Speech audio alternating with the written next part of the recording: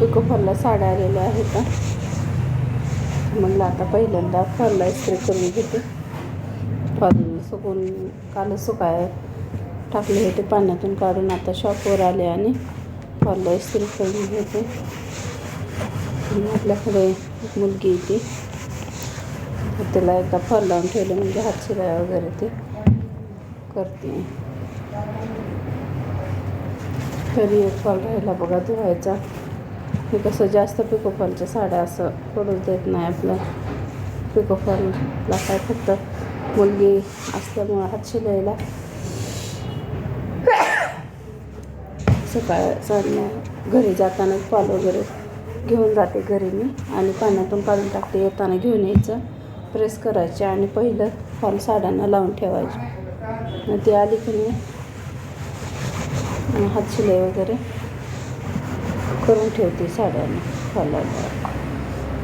नाही तर मग दिवसभर तिचा मग मला कसं या क्लासच्या मुलीमुळं पुन्हा ब्लाऊज पण शिवायचं असते, त्यामुळे ती वेळ भेटत नाही नंतर. त्यामुळे मग सकाळी लवकर आली ना साड्या पिको फॉलच्या असतं की पटकन आवरून घेते. 3 साड्या आहेत बघा पिको फॉलच्या. हे आता पटपट आवरून घेते म्हणजे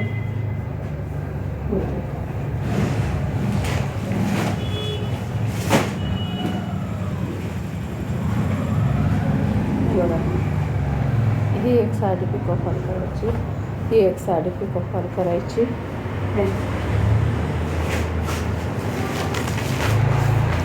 ही एक डॉलर सिल्क साडी, ही एक पिको फॉल करायची आणि ही एक करायची. 4 साड्या आहेत. आपण ह्या 2 साड्याचे फॉल ना रात्री उशिरा आल्या साड्या आहेत, त्यामुळे फॉल काही आणलेच नाहीत. तर आता ह्याचं फॉल मला बघावं लागते. जर घरात इथं शॉपवर आपल्या फॉल नसतील तर विकत आणावे लागते फॉल आपल्याला. ह्याच्यातला ब्लाऊज पीस काढून देते. आता हे ब्लाऊज आर्यन झाले बघा. हा ब्लाऊज उद्या सकाळी द्यायचा आहे 10 वाजता.